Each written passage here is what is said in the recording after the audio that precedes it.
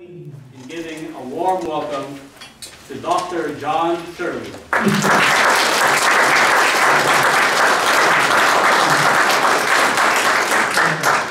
Thank you. Well, here we go. Here's what the town looked like when I moved here in '54. And you can see the lab out there. That was just 2 years old. It's interesting, when I signed the lease for a house to convert into a little clinic, I didn't know the lab was there. And my golly, what a difference that lab made. All those people moved in, and they were very good clients. God, they asked questions. And they didn't want to waste any money, I'll tell you. They were very careful about that, so you had to be on the phone with them. And so that's what that town looked like. It was, as I said, about 5,000 feet. But you know, to give you an idea how this town grew, in '50 the census was 4,300. The '60 census was 16,000. The '70 census was 37,700. The '80 census was 48,300. And the '90 census was 56,700. And in 2000 we had 73,300. In 2010, 80,900. And I'm told now we're almost up to 100,000, 88,000 I think now. So that's how this town is growing. Yeah, let's see. Let's go ahead and look at the first slide. You know, this talk is about all the things it took for the town to grow and prosper and so on. Water was one of them.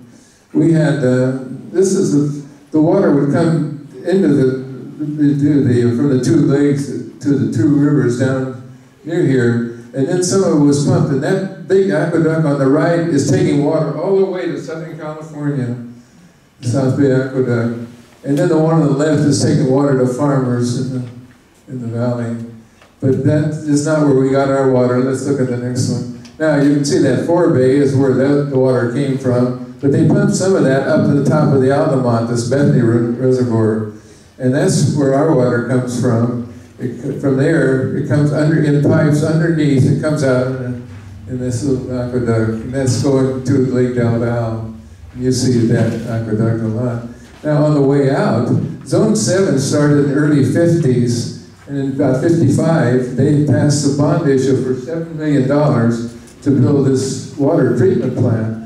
Zone 7 is responsible for our water importation, our water use, and storm drains. So this is where Livermore buys their water that we drink every day. Okay? And now here, of course, is the Lake Del Valle, and this is water stored for the water that goes down to San Jose in that area. And we get water there too. Now, the storm drains, when I first came here, there was water in downtown Livermore. They bought a lot of storm drain pipes, got rid of it, and then Zone 7 had some of these kind of things. So we haven't had really storm problems. I don't know how we survived this last one, but I don't think we even had too many there. But we just didn't flood anymore like we used to. Okay. Now, we had a sewage treatment plant on the corner of Rincon and Pine, built in the 1920s. And the lab was hooked up to it, and of course a lot of development, and it was very inadequate. The raw sewage would run across that street at Rincon, and it was, you know, the clarify, take out the solids, and then hardly treated the effluent, but it was just percolated into the ground. So that was terrible, but the City Council realized that this wasn't going to work anymore. So they asked the people to pay $1 million to buy a new treatment plant. And the people turned it down. And my golly, are we doing okay? Everybody hearing? Yeah. Okay. The people turned it down. And I tell people my political activity started in the sewers. And this is where it started. I hadn't been I was here for 2 years before I did anything. And then I joined the Chamber of Commerce. Now, This was about 2 or 3 years after I got here. So for some reason, they asked me to chair a 5-man committee to see why the people turned it down and what we could do to get a new sewer. And as I say, the people didn't want to pay for a sewer plant so new people could move to town. They liked the town the way it was. And so our new city manager said, you know, if we charge a sewer connection fee for all the new houses that come in, that'll help pay for it. It's $150 in those days. Now it's about almost $5,000. But so then the next time we had a vote, it passed. So now we could we could build a new treatment plant. So now we proposed another bond issue. It was $1 million, and it built this treatment plant out on Isabel, where it is right now. And okay. And then over the years now, we never had to have another bond issue. You'd have to borrow money from time to time, but sewer connection fees and the service would pay for the. So now, one more picture here. See, we're 8.5 million gallons a day, and we've never had to have a bond issue again. This effluent is highly treated, and we could put it out on, farmers could use it. We use it in the golf courses and a number of places. It got to the point, though, there was too much of it between Livermore and Pleasant and Dublin, so we have a pipeline now that takes a lot of that effluent down to the bay. Okay. Now, one of the other big changes in Livermore to make it what it is now, as nice as it is, was we had 2 railroad tracks running through Livermore, and there was about 11 or 12 grade crossings with cars, so there's a lot of reasons to not like all those railroads. And so somebody, I think in the chamber, suggested that if we move Southern Pacific over to Western Pacific, the state had just passed something. They paid most of the costs for the underpasses. So all we had to do was move the track. And I was asked to chair this committee. So we had a pretty big committee, and one day we went over to the Southern Pacific and to the city manager, and 2 or 3 of us went over to the city, and Southern Pacific people and Western Pacific people were in the same room talking, and it seemed like they hadn't done that very often, but they agreed to make this change if we could afford it. And so it you know, as a benefit district, the people that really had to pay for it was Southern Pacific. They had millions and millions of dollars of assessments. An average house would only pay about $300. But all the benefit was to the people. My veterinary hospital was near the railroad. I had to pay $2,000, but that's where the most of the money came from, was from the railroad people, or at least the Southern Pacific. And so we were all set with it. Everybody agreed that we had included in that darn bond issue 2 off-street parking lots downtown and a little beautification money. And that the assessments around those parking lots downtown were much higher than the neighbors had to pay. And so they got to the city council, and the city council turned that down. They didn't want to do any of this. And so 2 years later, let's have a picture. Southern Pacific said, you know, if we can turn our little track a little ways, we can build that Safeway and shopping center. And we didn't, of course, we allowed it. We thought that would be great, but we also said we're going to go back and see if we can pass the you know, back to the whole thing for all the underpasses. You'll see P Street's not connected, but there is the bowling alleys there. So we went back this time and left out parking, off-street parking and beautification, and it carried. And of course, the people who are paying for it agreed to it, but then it carried at the city council. The city council this time passed it. So that's how we got, now let's see the next picture. See, that's how we got underpasses and the railroad tracks on the Western Pacific right away. Next one.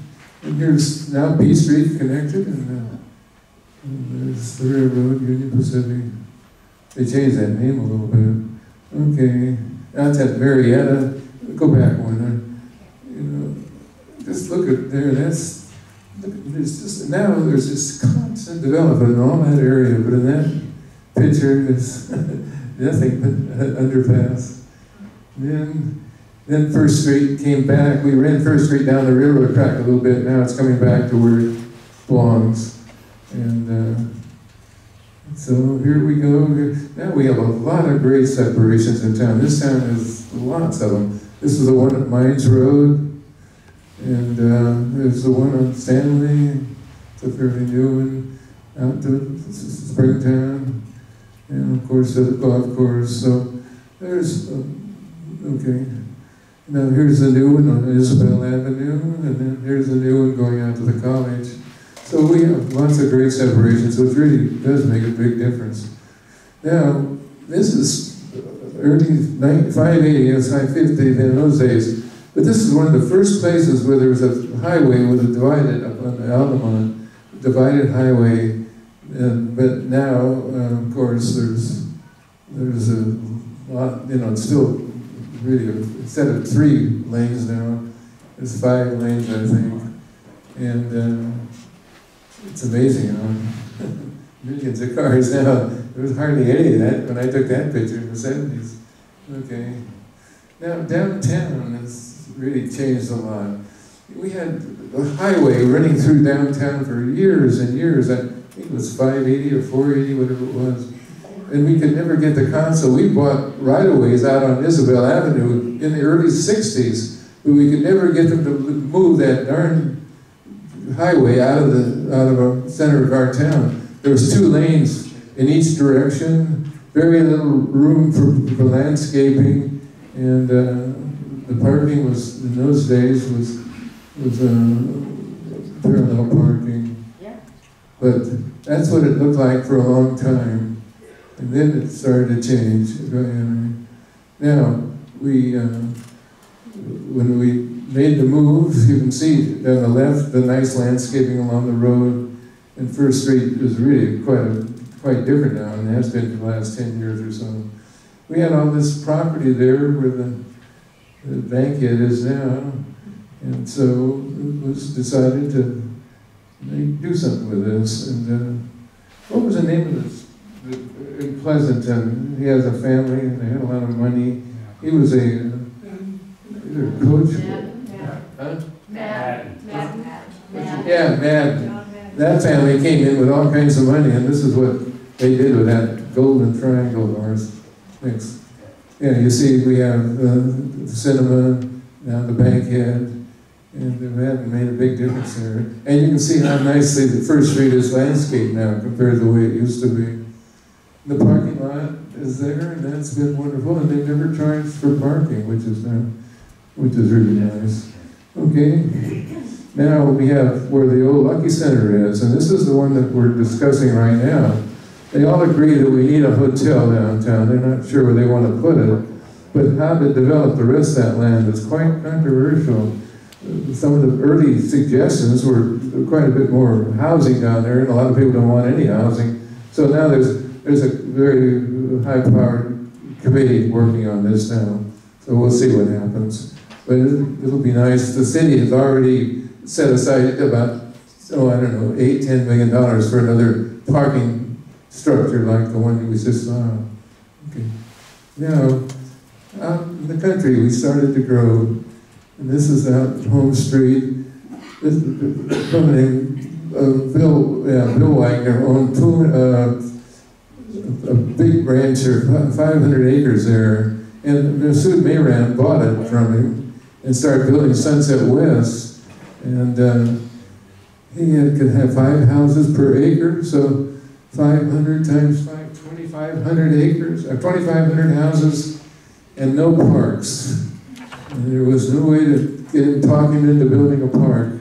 So we passed a park dedication fee, and it was $125, and that had to go all the way to the state Supreme Court. And, but anyway, it did start producing now, and the money we collect from development would go to the rec district, and they build nice parks. We have about 53 or 4 nice parks in Livermore now, but some of that money came from these fees. And did I tell you with the sewer connection fee, the developers didn't want to pay that? Did I tell you that? They were all for it. We got the sewer, and then when it came time to charge them, they didn't want to pay it, so that had to go to the state Supreme Court too. Okay, go ahead. Now, here's a picture of Buena Vista taken earlier, I don't know exactly when, but now you can see on East Avenue how little there is out there. Now look at this. Now you can see Buena Vista, but then you can see Mines Road and all that development, and then all the industrial development. So there's a lot of changes. Okay.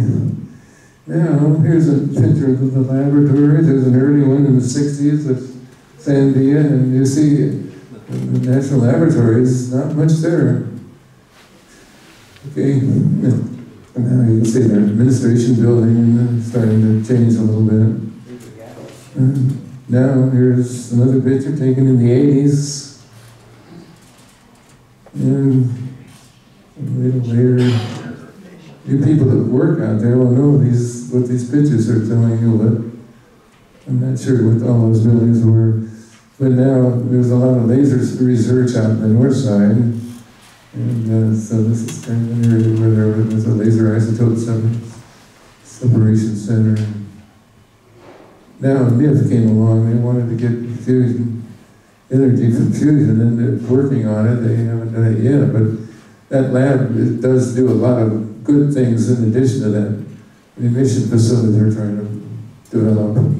So then next, there's a picture of it. It's a length of 3 football fields. That's a $3 billion laboratory that's going in place.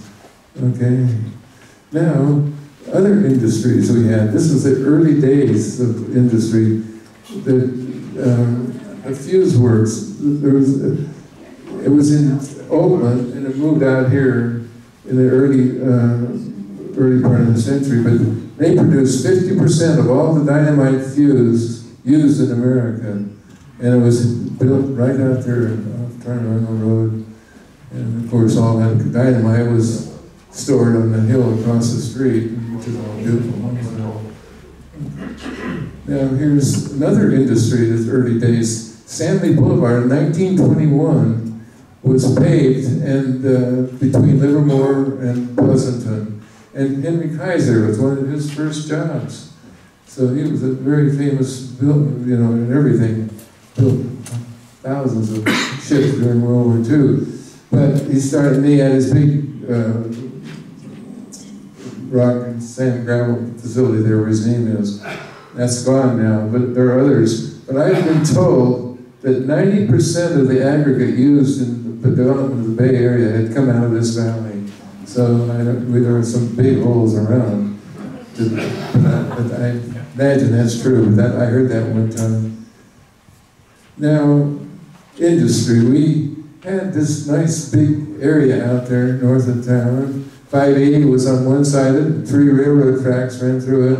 And so in 1962, we thought we zoned this area for industry and thought it would be a good place for it. And then we put water and storage out there. And it was slow developing. Finally in the 60s, let me go back one. This Armco steel and locks going out. You can see Vasco is not even connected there, let alone an overpass. But we had these first 2. But it was very slow coming. To get industry out there, just didn't want to come very fast. Go ahead. And finally, it was in about 7 or 8 years later, they started coming. This is not out there, but we have a number of industrial areas besides this one. We'll go back now to the next one. Now, this is the one, that's the industrial area. There's all kinds of buildings out there, and that's not a very good picture of it. But this industrial area turned out to be quite successful. We had, it was so slow there. After those first 2 came, very little came. The Chamber of Commerce kept telling us, gosh, you got to get rid of the setbacks and the landscaping that's what's keeping people out. And when we talked to the industrialists, they said, well, it was more expensive phone-wise, and they wanted to be with others. So anyway, but when in the 70s, when they started coming, the land became cheaper than it did over in the Hayward area. So we really have a big industrial area now, a good one. And then here's an interesting one. General Electric had these two reactors out there on Home Street, and I don't know exactly what they were trying to learn, but they generated some, heated up some water with a reactor, and then ran a generator to make electricity. And then they put that electricity in the existing lines there. And I'm told that that was the first place in the world where electricity was made with nuclear energy. So I don't know if that's true or not, but that's certainly one of the early places was could have been the first. Okay. Now we used to have 6,500 of these towers. Mostly all gone. We have the big ones now, but that's another industry we have. And wine was the big one. That started in the early 1980s. And this is a picture of Wendy's in the 60s. Okay. You mean the 1880s? 1880s, yeah. Now in the 70s, Wendy's is getting bigger. And now look at it now. I forget how many cases, 180,000 or something, some big number. They send wine to about 90 different countries. They export a lot of that. So wine is a big thing in the valley. Before Prohibition, and it's big again now. And then Wendy bought out Cresta Blanca, and that was a big one. And now they have, of course, the golf course and the restaurant and whatnot, but it's still, all our facilities. Okay, or Wendy now. And of course, their dining room now is in their old Wendy area. Winery where they were making winery. Now here's Concannon. That was when I first came here, and it was only very small, 25,000 cases a year, I think. And then they sold out to a wine group, and there's another building like that one to the left. So there's two. Right now they process wine from about 50 different wineries, and they say they're the second largest distributor of wineries in the nation. So that's interesting. That's what I heard. I imagine it's the truth. Okay. Now we have a lot of these little boutique wineries. There's about 50 of them. What's interesting is Prohibition started in the early 30s? My mind's not working right now. When was Prohibition? 1912. Huh? 1912. 1912. No, it wasn't that early. It was in the 1930s, I think. It ended in 32. Yeah, in the 30s. Yeah, and when it started, we had 50 wineries, and then the four big ones, or three big ones, and they all had to quit. Now the big ones survived being wine for churches and others, but all the small ones didn't start. When I moved here in '54, there were still only 4 wineries. So all of us, with the 50 wineries we have now, 50 of them are new. The 4 that were there are still there, but it's amazing how long it took to get this back into a big wine country. Now here's the real Lotus. That's a boutique winery. That was the site of a big ranch when I came here, and then it lost its permit to be a pig ranch, and now it's a nice place to store vehicles. Probably a lot easier money than pig ranch. Okay, and then this is Garay's Winery and their new restaurant. Okay, now Ruby Hill, that was a big wine country. And now it's just $1 million homes. And the developers that wanted to develop that didn't want to be in Livermore. They wanted to be part of Pleasanton. So they annexed to Pleasanton, and we provided the sewage for them for a long time. than some of the schools. But I think now, if they would just as soon have been, this town has a good reputation now, and I don't think that would have happened. But anyway, now it's part of Pleasanton. Okay, now north of 580, here's Costco, and you can see how this area is developed. Next, and there's a lot of businesses out there and offices. And then neighborhood shopping centers. Here's one on the old sewer treatment plant in Rincon. We wanted development downtown. We wanted some big stores downtown, a decent penny store and whatnot, but it would never come. So we have a lot of these neighborhood centers. Next, here's the one this was a brick factory when I came here. So we have a lot of these. And finally, go ahead. Finally, the city councils let the people come in along the highway. They didn't do that for a long time. And we have some nice stores out the highway. You can see Kaiser Cole. So this is quite a bit of employment and sales tax and then property tax. And okay, down First Street, you can see how all that area on the other side of First Street that's where all the bunkers were for dynamite for the fuse works, and now it's all nice homes. And you can see this Target's being built here, coming up. Okay, let's go now. Now you can see where Target is and the Safeway store. So that's all changed, and all that vacant land on the other side is our houses. Okay? Now, we have this big premium outlet center. This picture was taken early days. They added another 60 stores on top of this. But they say that's one of the 3 largest in the nation, and I can believe it. Okay. Now, this was our rodeo grounds, and that was our property. 42 acres belonged to the Stockmen's Association, and the rodeo grounds was condemned. And very early. And so the city council, and no, it was condemned. We were trying to raise money. So there was a group trying to raise money for Valley Memorial Hospital. And we had to raise $600,000, and the state would put up $600,000 in the federal government. So the local people came to the Stockmen and said, you know, this 42 acres would make a great legacy gift to the Stockmen. Can we have it for our hospital? And the city council said, you know, this would be a good place for a civic center. And so we, Manuel Medeiros and I met for a whole year with 2 members of the Stockmen Association trying to find a decent place for their rodeo grounds. In the meantime, we leased arenas and seats and whatnot so they could continue the rodeo for a couple of years until they got a new one. They wanted it in the sunken garden, and our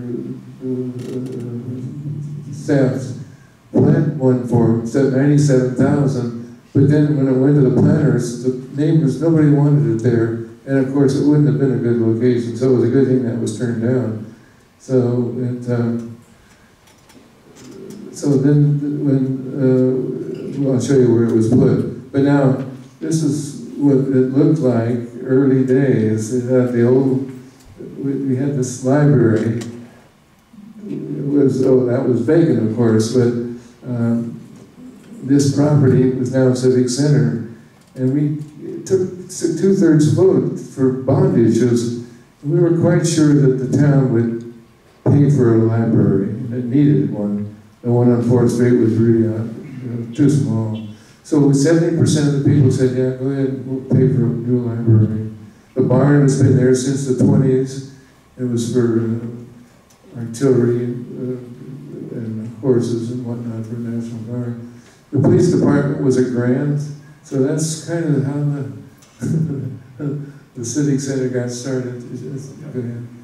Now, there's a sunken garden, that wouldn't have been a good place for it. Now, we did find a place for the rodeo grounds, it's right where they are, but we wanted it to be good for sporting events and everything, not just rodeos. So we put that grass in there, and then the first time there was a rodeo, they dug up all the grass.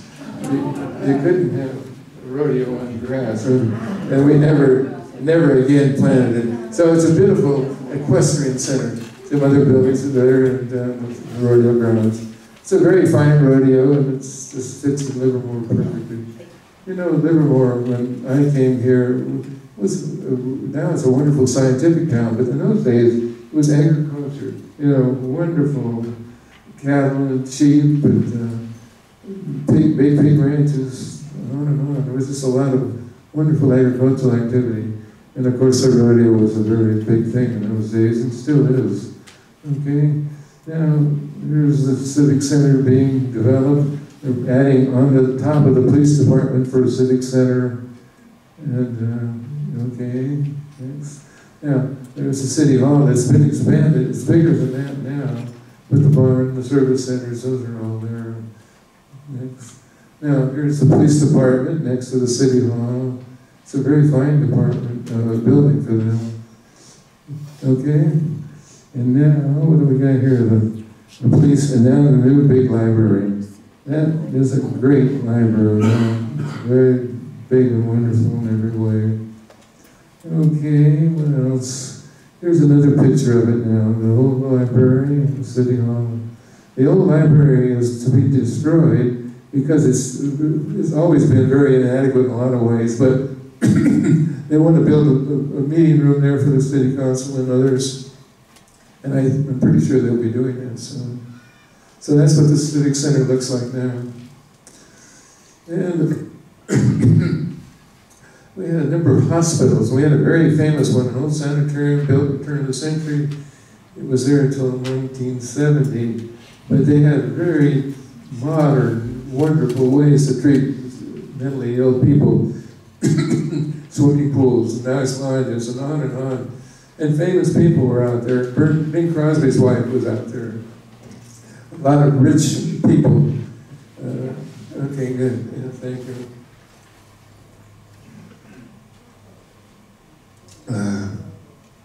So this property, the sanitary buildings were the church here in the corner of Arroyo, South Hill, and this was part of that sanitarium. So that's going on. So another hospital, St. Paul's. It was about a 23-bed hospital. Now it's I don't know, there's about 20 older folks that stay there as a care facility for people. But 4 of my 5 children were born in that hospital, and the cost was about $100, $110 for the doctor, $110 or $20 for the hospital. And that's before we had any kind of insurance or really needed it. It's hard to imagine having 4 kids over a 10-year period paying that kind of money for their care. But it was a very nice hospital, okay? And now the Livermore Hospital, you can see it there, but they've added in the front of it there, the lifestyle and the other doctor's offices. But we had this hospital in Livermore. I'm going to show you a picture of it in a minute. Let's go ahead, maybe it's coming up. Yeah, there's Valley Care. It was Hilbert money. We had to raise $600,000. The state put in $600,000 and the federal government. So that's how we built the 54 beds originally. And then later on we added another 50 beds. And then soon after, the hospital people were given a big pile of money out in Pleasanton, a big piece of land down there. And they decided to move the hospital to Pleasanton. And of course, Livermore people were furious. But it was probably the right thing to do. The population was big down in that area. So go ahead. So that's where Valley Care is now, on that property. And it's, of course, the college has now, Stanford has, in control of all our hospitals now. But this is the Veterans Hospital, built in 1923. In those days, there was no cure for tuberculosis except long hospitalization for supportive treatment. It wasn't until 60 that streptomycin came along and you could cure the darn thing. But this was out there in 63, what did I say? I just said what it was. 23? 23? I think I said 23. Okay, let's go on. And then we have, now churches, we have this, of course, the Presbyterian Church is a very fine church. And we have a lot of them. We have about 45 churches in Livermore. Let's go on. Here's, of course, St. Michael's and their church and their church school. And this is a church out by the tennis courts. The reason I included that church is I wanted to, all that area you see, there's a cannon runs through it, it's all developed. But that's what in the 1970s, that's how little developed it was. Now we have this Hindu temple out north of town. That's what it looks like inside, and they covered it over. I'm told there are about 10,000 people involved with this congregation. I don't know. I don't live out there. I imagine traffic out there is tough on Sundays, but I have no idea. But it's a very nice place. Okay, now this is to be the site for our third high school, but they decided they didn't need it. They did build the district office, and that's been doubled in size. But then that Jacqueline Boulevard runs out to Isabel. Okay, now in schools, this is a Christian school, way north of town. And here's a school that, when I came here, that property there was a feedlot. Vance Wagner fed 10 to 14,000 steers every year, taking them off the pastures and fattening them up for marketing. That was a big important thing. Okay, now this is 5th Street School, built in the early 20s.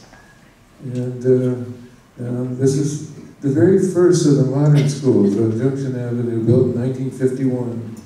And now you can see how it's been improved. And most of all of our schools are people are good about passing the bondage just to keep our school department in good shape.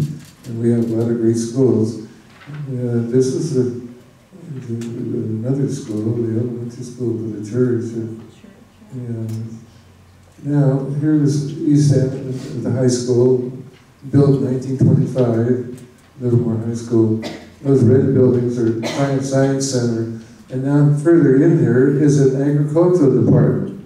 And Future Farmers, and of course, vocational agriculture was big in every town in the county. But this is the last place where vocational agriculture is taught in Livermore. And it's quite a successful plant now. People still show the animals at the fairs and whatnot. But it's kind of nice that we have at least one of them. One in the county, the only one in the county. Okay, now here's the high school, Granada High School. And it's quite a nice high school too.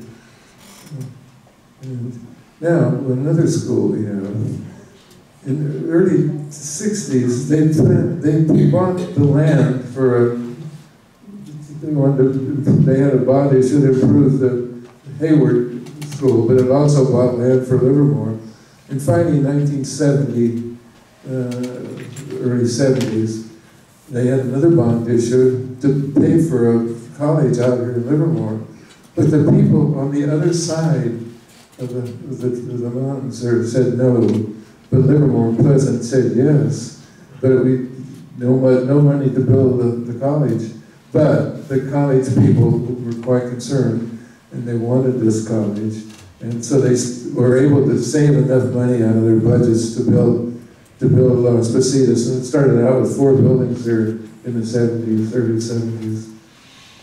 And here's, you can see it growing now a little bit, in the late 70s. Now, you can see the new library on the right, and then you can see the Science Center. So this is a very fine junior college. It started out with a few hundred people. Now I think there's, I don't know how many thousand there are.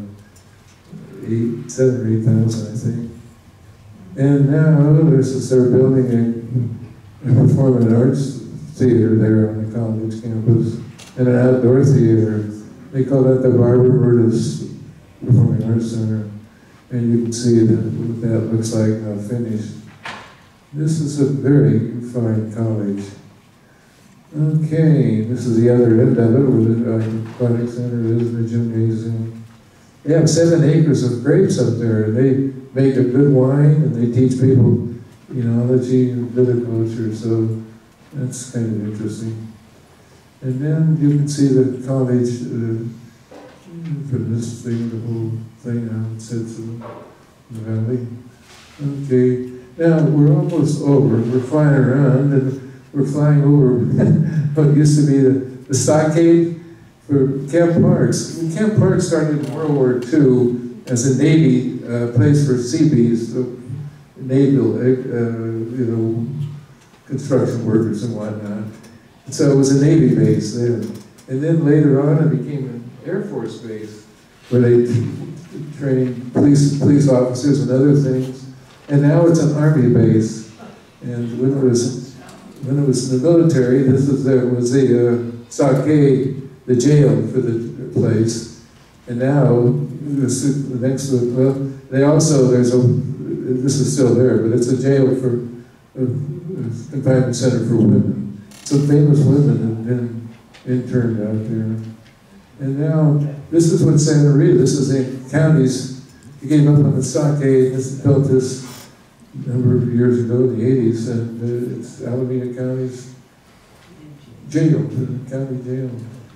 4,000 people can be interned there, even that is not sometimes. Now we have lots of parks, and one of the shadow cliffs.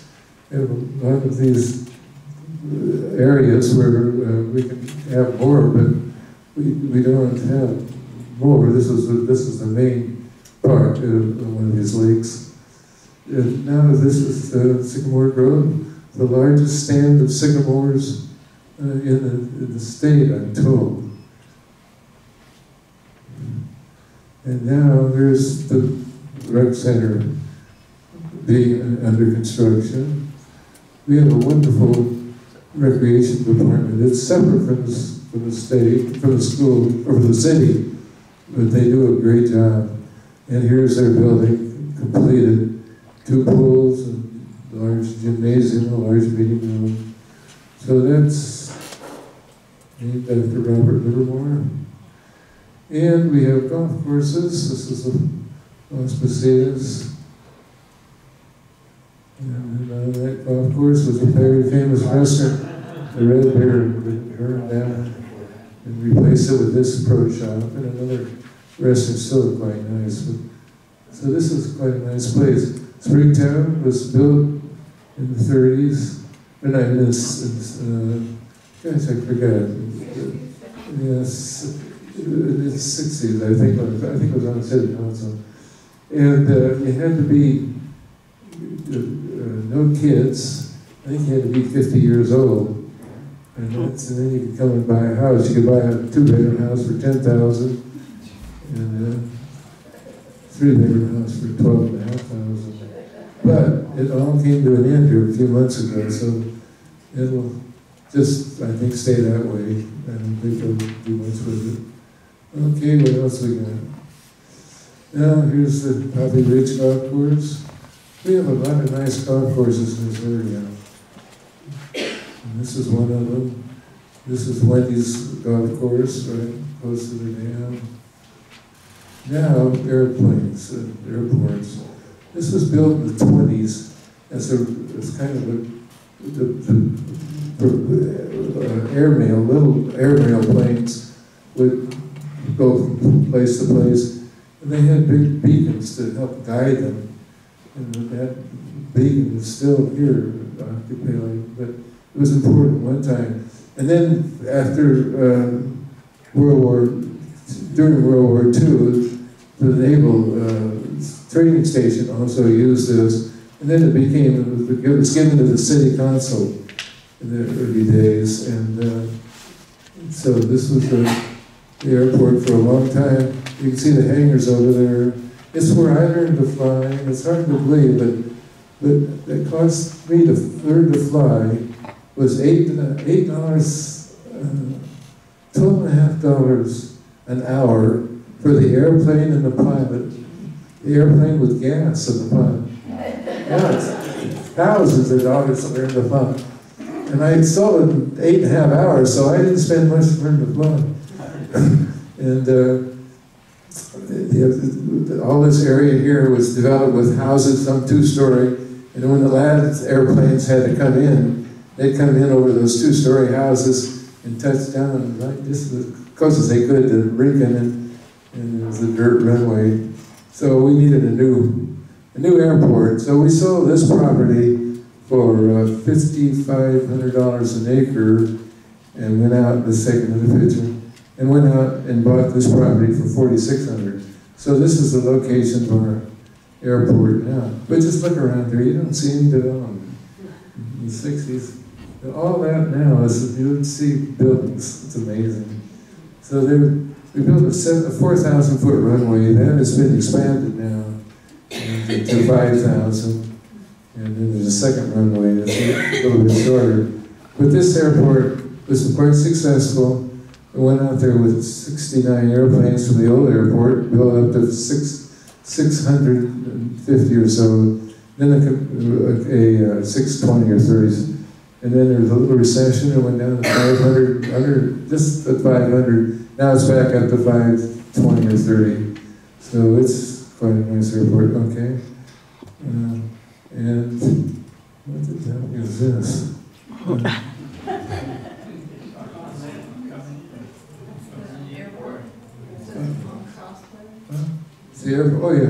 Oh yeah, what we're doing is, we just came down on a crosswood. We're going to turn on final and land. So now we're, just before we turn for the final little leg before we land, and that's the airport. So go ahead and land. We're on the ground again. And this airport, okay, well yeah, keep that. It's a very important airport. Lots of business and industries use it.